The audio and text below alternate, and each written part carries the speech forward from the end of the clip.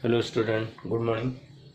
तो मेरा जो लास्ट वीडियो था उसमें हम लोग लाइन का इक्वेशन बारे में पढ़े थे डिफरेंट फॉर्म में। तो आज इस वीडियो में हम लोग line parallel and perpendicular to a given line, मतलब दो लाइन अगर पैरेलल या फिर परपेंडिकुलर होगा तो उस समय हम लोग क्या करेंगे और कैसा टाइप का क्वेश्चन दिया होगा उसको सॉल्व कैसे करेंगे, तो वो सारे हम लोग इस वीडियो में पढ़ेंगे। तो पहले बात करते हैं, लाइन पैरेलल रहता है जब दो लाइन, तो क्या रिलेशन बनता है उनका अंदर।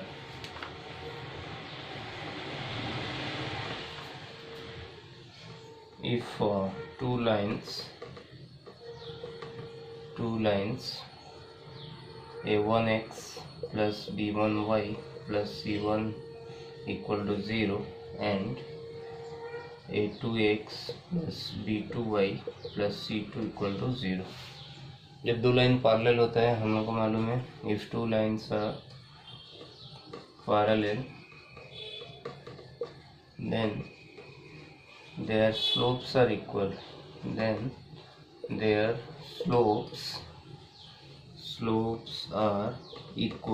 तो क्या होता है उन लोगों का स्लोप इक्वल रहता है। अभी जो मैं पहला लाइन का स्लोप फाइंड करूँगा तो वो कितना होगा, -a1/b1 and slope of second line -a2/b2 और a1/b1 is equal to a2/b2, और इसको ऐसे लिख सकते हैं a1/a2 is equal to b1/b2, या फिर इसको हम वैसे ही बोल सकते हैं a1 a2 इक्वल होगा, क्योंकि सपोज मैं इसको अगर k लेता हूँ तो a1 equal to k a2 और b1 equal to k b2। और हम लोग डायरेक्ट भी ऐसे बोल सकते हैं, अगर दो लाइन पैरेलल है देन पहला जो लाइन का जो x का कोफिशिएंट और दूसरा लाइन का x का कोफिशिएंट सेम होना चाहिए, और y का जो coefficient b1 and second line में y का कोफिशिएंट b2 वो दोनों भी इक्वल होना चाहिए।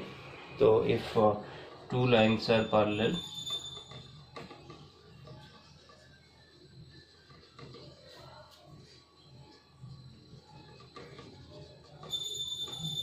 then their equations are ax plus by plus c equal to 0 and ax plus by plus k equal to 0।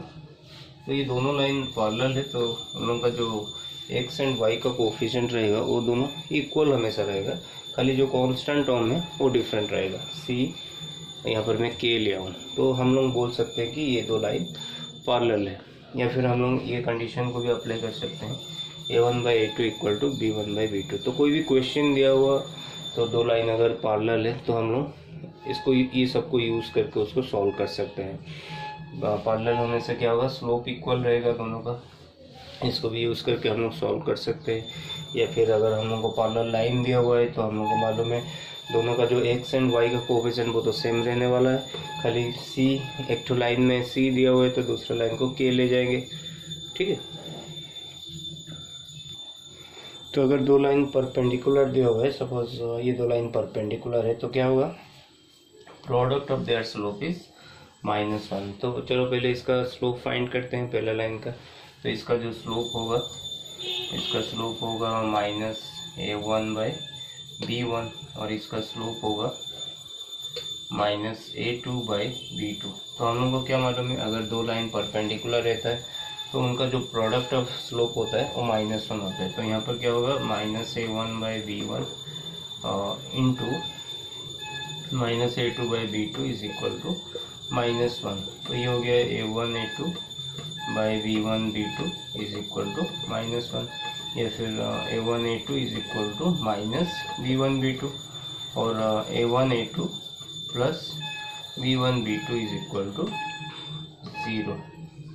तो when two lines are perpendicular then a1a2 plus b1b2 is equal to 0, मतलब coefficient of x both line में plus coefficient of y both line में multiply करने पर क्या रहेगा, 0 आएगा। तो उस हिसाब से हम लोग अगर दो लाइन परपेंडिकुलर दिया हुआ है तो ये कंडीशन को हम लोग अप्लाई कर सकते हैं। या फिर product of their slope find करके उसको -1 लेके दूसरा का स्लोप हम लोग फाइंड कर सकते हैं, ठीक है। और अगर लाइन का इक्वेशन, एक लाइन का इक्वेशन ऐसे होता है ax plus by plus c equal to 0, तो दूसरा लाइन का इक्वेशन क्या होगा?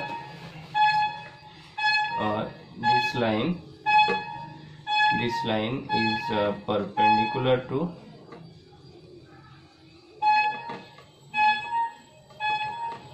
द लाइन, तो हम लोग को मालूम है उनका प्रोडक्ट ऑफ स्लोप क्या होगा?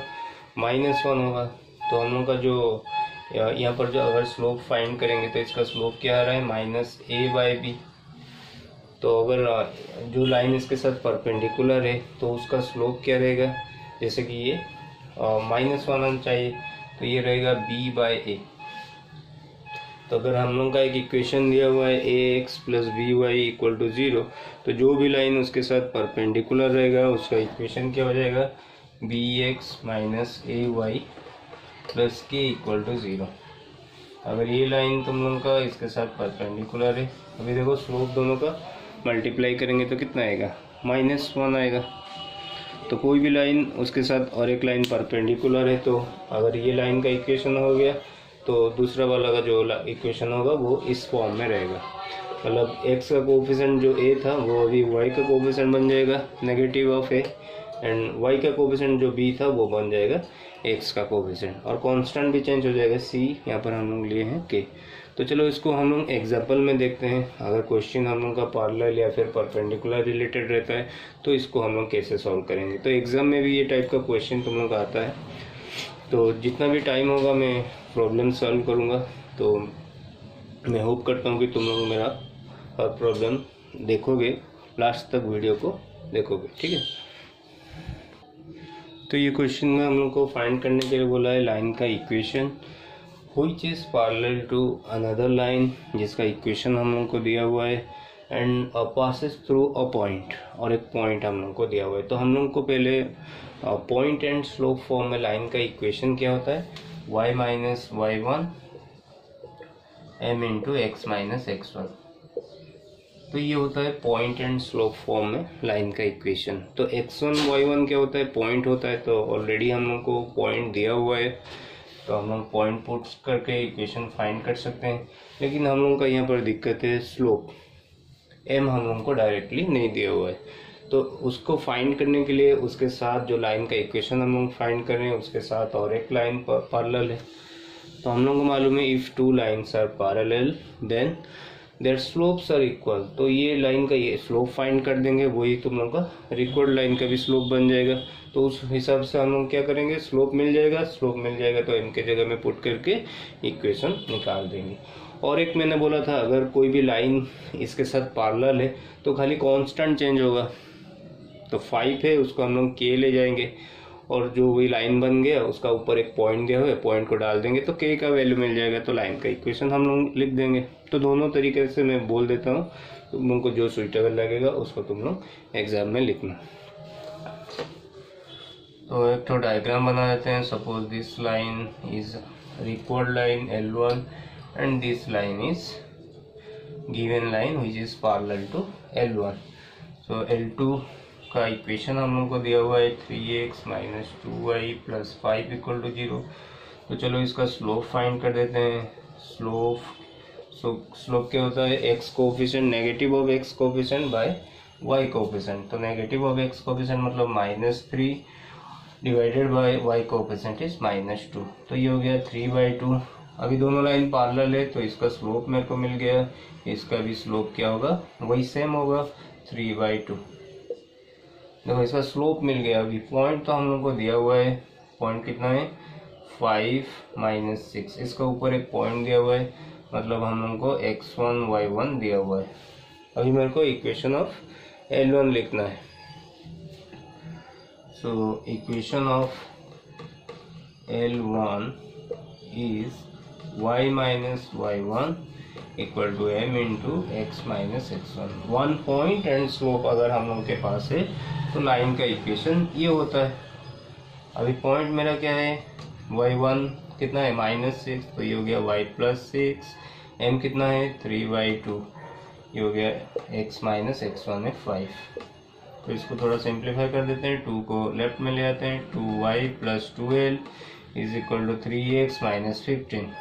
अब ये दोनों को राइट में ले जाते हैं तो 3x minus 2y minus 15 minus 12 minus 27 is equal to 0। ठीक है, तो ये हो गया मेरा लाइन का इक्वेशन। तो तुम लोगों को एग्ज़ाम में थोड़ा लिखना पड़ेगा, क्या किए हम लोग बहुत सारे चीज़ लिख के फिर इसको फाइंड करना पड़ेगा। तो अगर हम लोग को 5 मार्क्स सिक्योर करना है तो हम लोग को कैसे लिखेंगे इसको, given the line L1 which is our required line and which is parallel to L2 so their slopes are equal। तो पहले हम लोग स्लोप फाइंड कर देंगे L2 का स्लोप मिल गया which is also slope of L1। तो L1 का भी स्लोप वही होगा क्योंकि दोनों पैरेलल है। स्लोप मिल गया, पॉइंट मिल गया, तो हम लोग लाइन का इक्वेशन इसको लिखेंगे। तो ये एक मेथड हो गया जिसमें हम लोग लाइन का इक्वेशन फाइंड किए।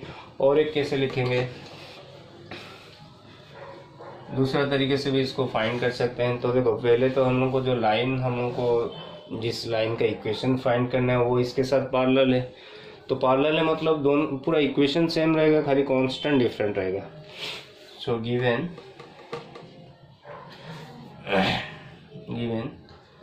The line, the required line जो हम लोग को चाहिए, द रिक्वायर्ड लाइन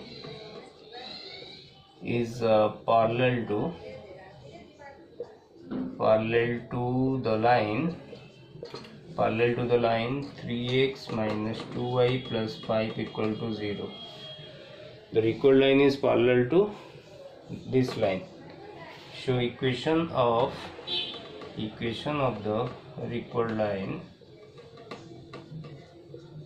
देखो इसे रिक्वायर्ड लाइन लिखना पड़ रहा है तो उसको हम लोग अगर फिगर ले जाते हैं तो हम लोग उसको L1 लिख देंगे। तो हम लोग का जो रिक्वायर्ड लाइन है वो उसके जगह में हम लोग L1 लिख देंगे। ठीक है, तो equation of the required line क्या होगा, 3x माइनस 2y होगा, लेकिन कांस्टेंट को चेंज करेंगे k इक्वल टू 0। तो this is the equation of the required line. अभी हम लोग को k को फाइंड करना है, इसलिए हम लोग को एक पॉइंट दिया हुआ है, तो पॉइंट को x एंड y के जगह में डाल देंगे तो k का वैल्यू मिल जाएगा। दिस लाइन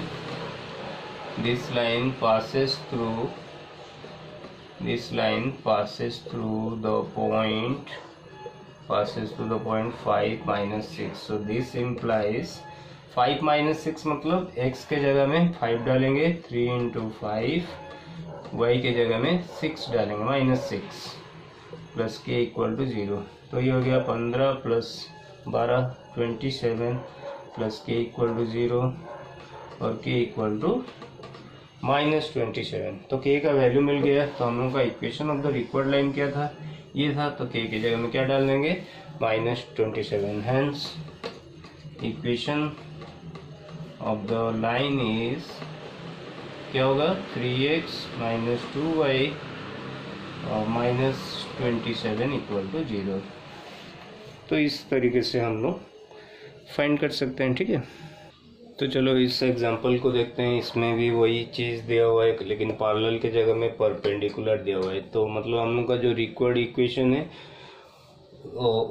जो रिक्वायर्ड लाइन है वो और एक लाइन के साथ परपेंडिकुलर है और पॉइंट उसका ऊपर दिया हुआ है रिक्वायर्ड लाइन के ऊपर। तो हम लोग उसको इक्वेशन फाइंड करेंगे। तो रफ डायग्राम अगर देखेंगे, so this is our required line L1 and the given line is L2, they are perpendicular to each other। तो इसका जो इक्वेशन दिया हुआ है 3x plus 2y plus 5 equal to 0। तो इसका स्लोप क्या होगा, माइनस x कोफिशिएंट अपन y कोफिशिएंट, तो इसका स्लोप हो गया -3/2। तो देखो परपेंडिकुलर है मतलब product of their slope is -1, मतलब m1 into m2 is equal to -1। तो एक का स्लोप क्या होगा, m1 का स्लोप क्या होगा, -1/m2। मतलब जो भी इसका स्लोप है, इसका स्लोप क्या होगा, उसको उल्टा कर देंगे नेगेटिव में। तो उल्टा करने पर 2/-3 आ रहा है, नेगेटिव लेंगे तो क्या हो जाएगा 2/3। तो ये जो लाइन है उसका स्लोप कितना हो गया, स्लोप हो गया 2/3। और इसके ऊपर पॉइंट भी है हम लोगों के पास 3, 4। तो 1 पॉइंट एंड स्लोप फॉर्म में लाइन का इक्वेशन क्या होगा? Equation of L1 is y minus y1, मतलब ये हो गया y1, ये हो गया x1। तो y minus y1 m into x minus x1। तो ये होता है equation of any line having slope and 1 point. तो ये लाइन का इक्वेशन होता है। अभी इसमें डाल देंगे y1 के जगह में 4, m के जगह में 2/3 एंड x1 के जगह में डालेंगे 3। तो ये हो गया 3y minus 2l equal to 2x minus 6। अब ये दोनों को राइट में ले जाएंगे। तो 2x माइनस 3y और minus 6 plus 2l plus 6 equal to 0। तो ये हो गया हम लोग का लाइन का इक्वेशन। तो इसे भी हम लोग फाइंड कर सकते हैं, ठीक है। तो इसको थोड़ा लिखना पड़ेगा। हम लोग को कैसे लिखेंगे? गिवन L1, तो हम लोग का फिगर में क्लियरली दिख रहा है जो L1 which is our required line perpendicular to L2, that means slope of L1 into slope of L2 is equal to -1। तो पहले स्लोप ऑफ L2 फाइंड करेंगे। स्लोप ऑफ L2 कितना है? -3/2। तो slope of L1 into -3/2 equal to -1 और slope of L1 is equal to 2/3। तो इसे लिखना पड़ेगा थोड़ा, उनको एग्जाम में मार्क लाने के लिए थोड़ा बहुत लिखना पड़ेगा। तो इसे हम लोग पहले स्लोप फाइंड करेंगे, फिर पॉइंट तो दिया हुआ है, तो उसके बाद हम लोग लाइन का इक्वेशन लिखेंगे। और दूसरा क्या मेथड है? दूसरा मेथड हम लोगों को देखो, कोई भी, मैंने बोला था कोई भी लाइन, जैसे कि ये हो गया मेरा एक line ax plus b y plus c equal to 0, इसके साथ कोई भी लाइन परपेंडिकुलर है तो क्या होगा ना, जो भी y का कोफिशिएंट था वो उस लाइन का x का कोफिशिएंट बन जाएगा, और जो x का कोफिशिएंट था वो नेगेटिव ऑफ y का कोफिशिएंट बन जाएगा।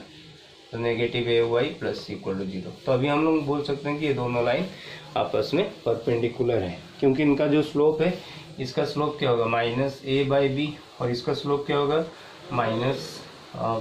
Plus b/a। तो इसको अगर हम लोग प्रोडक्ट करते हैं इसका, तो कितना आ रहा है? -1। तो ये दोनों लाइन मेरा क्या होगा? परपेंडिकुलर होगा। तो अभी मेरा जो लाइन दिया हुआ है, ये लाइन एंड जो हम लोग का जो लाइन का इक्वेशन फाइंड करना है वो आपस में परपेंडिकुलर है। तो इक्वेशन ऑफ द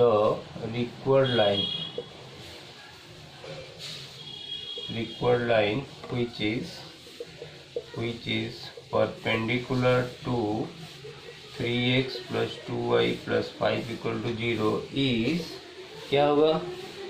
इसका जो x का कोफिशिएंट है वो बन जाएगा नेगेटिव y का कोफिशिएंट, और y का कोफिशिएंट इसका बन जाएगा x का कोफिशिएंट। तो ये हो जाएगा 2x माइनस 3y, ठीक है। 2x माइनस 3y प्लस, इसको हम लोग k ले जाएंगे, कांस्टेंट भी चेंज होगा, तो ये हो जाएगा मेरा equation of the required line और required equation of the line.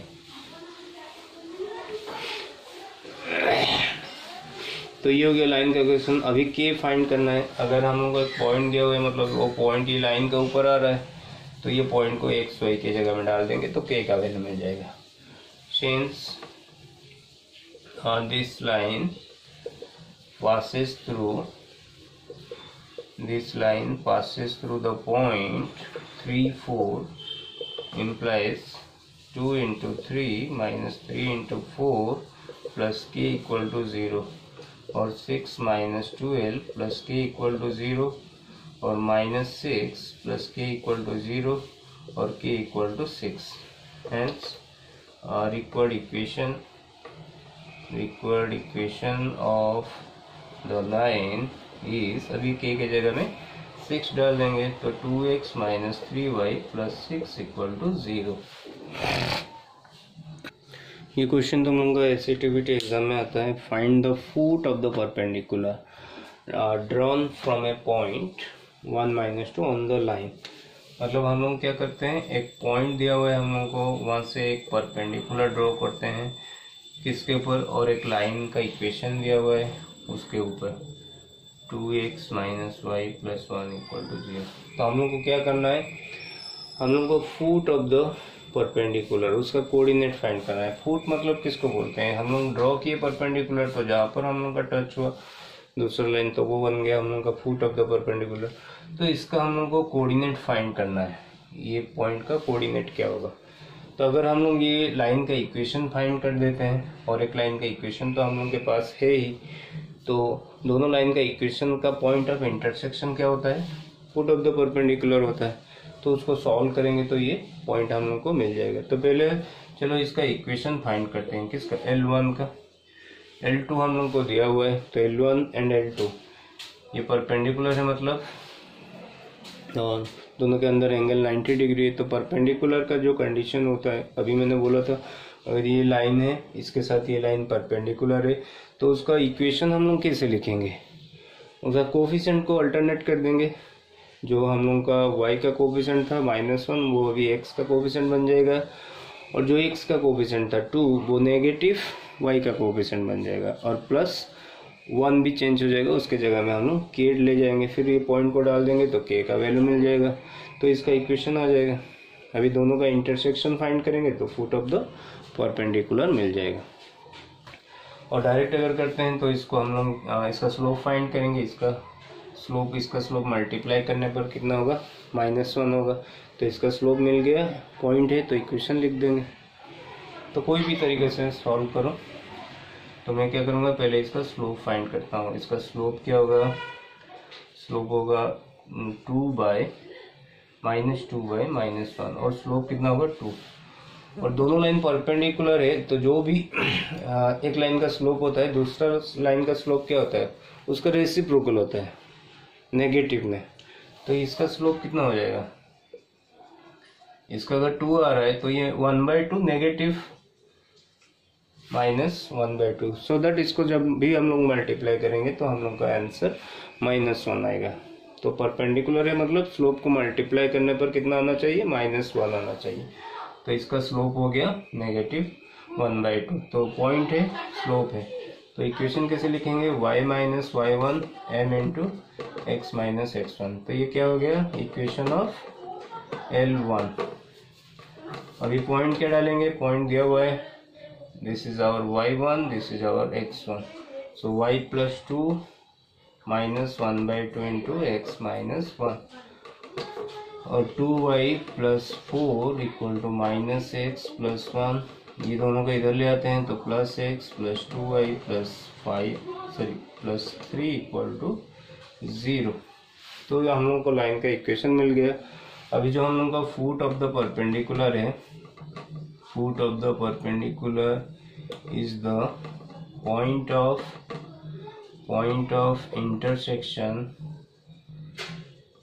Of intersection of L1 and L2। तो ये दोनों का जो पॉइंट ऑफ इंटरसेक्शन है वही हम लोग का फुट ऑफ द परपेंडिकुलर है। तो उसको फाइंड कैसे करेंगे, तो हम लोग सॉल्व करेंगे L1 एंड L2 का इक्वेशन को, तो वो पॉइंट हम लोग को मिल जाएगा। लाइन में अगर हम लोग को पॉइंट ऑफ इंटरसेक्शन फाइंड करना है कोई भी दो लाइन का, तो उनका इक्वेशन को सॉल्व कर दो तो वो पॉइंट मिल जाता है। नाउ सॉल्विंग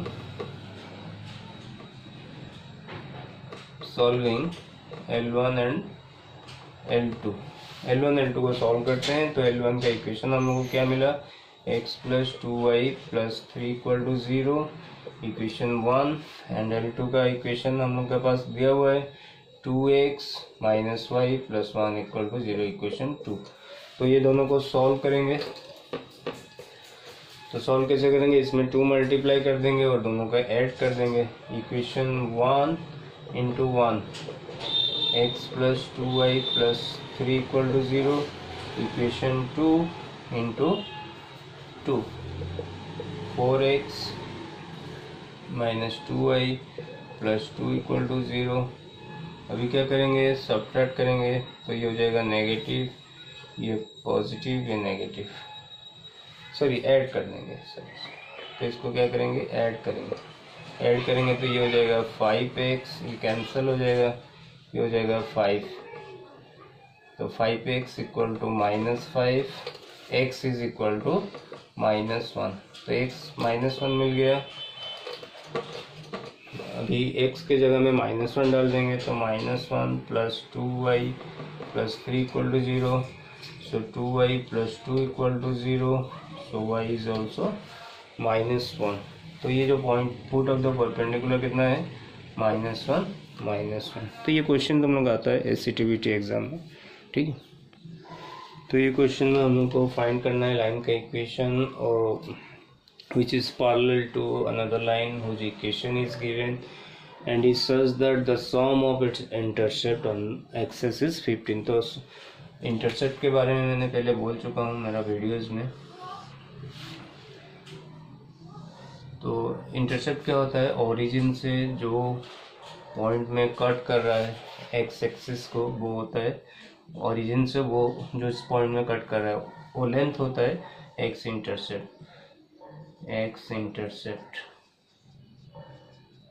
और ओरिजिन से जो पॉइंट में वाई एक्सिस को कट करता है वो होता है तुम लोगों का वाई इंटरसेप्ट। तो जनरली उसको हम लोगों को ए लेते हैं, इसको बी लेते हैं। तो अभी हम लोगों को क्या क्वेश्चन में दिया हुआ है, sum of its intercept on the axis is 15। मतलब ये दोनों का लेंथ को अगर हम लोग ऐड करेंगे वो 15 आना चाहिए, मतलब a प्लस बी क्या होगा, 15 होगा। तो पहले क्या करेंगे, हम लोग पहले लाइन का इक्वेशन लिखेंगे, फिर हम लोग जो सम ऑफ इंटरसेप्ट वो 15 दिया हुआ है उसको अप्लाई करेंगे। तो अभी मेरे को बोलो लाइन का इक्वेशन क्या होगा। ये सपोज हम लोग का रिक्वर्ड लाइन है और उसके साथ और एक लाइन पैरेलल है जिसका इक्वेशन हम लोग को पता है। Suppose this line is L2 whose equation is given 2x plus 3y plus 11 equal to 0। तो मैंने बोला था अगर कोई भी दो लाइन आपस में पैरेलल रहता है तो पहला जो टर्म रहता है, दो टर्म x एंड y का, वो सेम ही रहता है। 2x प्लस 3y वो भी ये लाइन का इक्वेशन में रहेगा, लेकिन जो कांस्टेंट टर्म रहता है वो अलग रहता है। तो इसका जो इक्वेशन हम लोग लिखेंगे, इक्वेशन ऑफ L1 वो क्या हो जाएगा, 2x प्लस 3y तो रहेगा, लेकिन 11 के जगह में यहाँ पर हम लोग ले जाएंगे सपोज k। तो ये होगा इक्वेशन ऑफ L1। अभी चलो इसको इंटरसेप्ट फॉर्म में लिखते हैं। तो एक लाइन को इंटरसेप्ट फॉर्म में कैसे लिखा जाता है, x by a plus y by b is equal to 1। अगर हम लोग को जनरल इक्वेशन दिया हुआ है ax plus b y plus c equal to 0, तो इसको इंटरसेप्ट फॉर्म में कैसे लिखा जाता है। इंटरसेप्ट फॉर्म में लिखने के लिए हम लोग क्या करेंगे, पहले सी को राइट में लेंगे, नेगेटिव सी करेंगे। अभी क्या करेंगे, नेगेटिव सी सब में डिवाइड कर देंगे, तो ये हो जाएगा ax by negative c, b y by negative c, और ये हो जाएगा 1। अभी x, ये जो x का कोफिशिएंट है उसको हटाएंगे तो इसको x upon c by a लिखेंगे plus y upon c by b equal to 1। तो ये हो गया x इंटरसेप्ट, ये हो गया y इंटरसेप्ट। तो कोई भी इक्वेशन अगर हम लोग को इस फॉर्म में दिया होता है तो उसका इंटरसेप्ट फॉर्म ये रहता है। अभी मेरा इक्वेशन ये फॉर्म में दिया हुआ है तो उसका मैं इंटरसेप्ट फॉर्म फाइंड करूंगा। तो उसका इंटरसेप्ट फॉर्म क्या होगा, 2x प्लस 3y, पहले k को राइट में ले जाऊंगा, नेगेटिव k, अभी सब में नेगेटिव k डिवाइड कर दूंगा, 2x by negative k, 3y by negative k equal to 1। अभी x का जो कोफिशिएंट 2 है उसको हटाऊंगा तो इसको नेगेटिव k बाई 2 कर दूंगा, इसको नेगेटिव k बाई 3 कर दूंगा इक्वल टू 1। तो ये मेरा आ गया equation of L1 in intercept form. तो इंटरसेप्ट फॉर्म में जो x का नीचे रहता है वो होता है x इंटरसेप्ट, और जो y का नीचे रहता है वो होता है y इंटरसेप्ट। अभी मेरे को क्या दिया हुआ है, sum of intercept on the axis is 15, मतलब ये दोनों का लेंथ को अगर हम लोग ऐड करेंगे वो 15 आएगा। तो इधर हम लोग का जो x इंटरसेप्ट है, intercept is minus k by 2 and y intercept is minus k by 3. So given sum of intercept given minus k by 2 plus minus k by 3 और minus k by 3 is equal to 15। तो इसको solve करेंगे तो हम लोग को k का value मिल जाएगा। k का वैल्यू मिल गया तो हम लोग का L1 का इक्वेशन मिल जाएगा। तो यहाँ पर k को सॉल्व करते हैं, तो यहाँ पर एलसीएम 6 लेंगे तो ये हो जाएगा -3k -2k इक्वल टू 15 और -5k equal to 90, k equal to -18। तो k मिल गया -18। Hence equation of L1 is 2x + 3y - 18 equal to 0।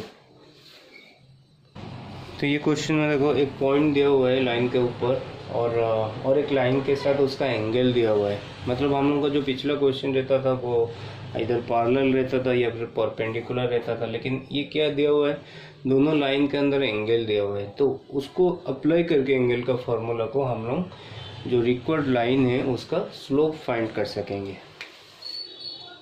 तो सपोज ये मेरा रिक्वायर्ड लाइन है जिसका इक्वेशन मेरे को फाइंड करना है, और एक लाइन हो गया ये जिसका इक्वेशन मेरे को दिया हुआ है 6x + 5y इक्वल टू 1। ठीक है। तो इसका और इसका जो अंदर जो एंगल है वो हम लोग को 45 डिग्री दिया हुआ है। तो एक तो 45 डिग्री होगा और एक एंगल कितना होगा, 135 होगा ये एंगल। तो ये भी तो L1 L2 के अंदर एंगल है। तो दो पॉसिबिलिटी है, तो हम लोग को दो इक्वेशन फाइंड कर सकते हैं। ठीक है। तो पहले चलो इसका स्लोप के बारे में बात करते हैं। सपोज स्लोप, इसका जो स्लोप है उसको हम लोग m1 ले जाएंगे और इसका जो स्लोप है m2, और m2 हम लोग यहाँ से फाइंड कर सकेंगे -6/5। तो m2 is equal to -6/5। m1 हम लोग को फाइंड करना है। दोनों का अंदर एंगल क्या है, 30 degree. We know that tan theta is equal to m1 - m2/1 + m1 × m2।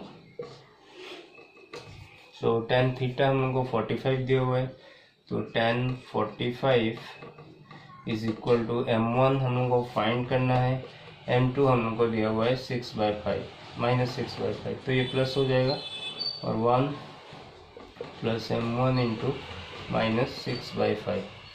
तो tan 45 कितना होता है, 1। तो ये हो गया m1 + 6/5/1 - 6m1/5। तो इसको सॉल्व करते हैं तो m1 का वैल्यू मिल जाएगा 1 - 6m1/5 is equal to m1 + 6/5, और this implies m1 + 6m1/5 is equal to 1 - 6/5। तो ये हो गया 11m1/5 is equal to -1/5। So m1 is equal to -1/11। तो m1 का वैल्यू कितना हो गया, -1/11।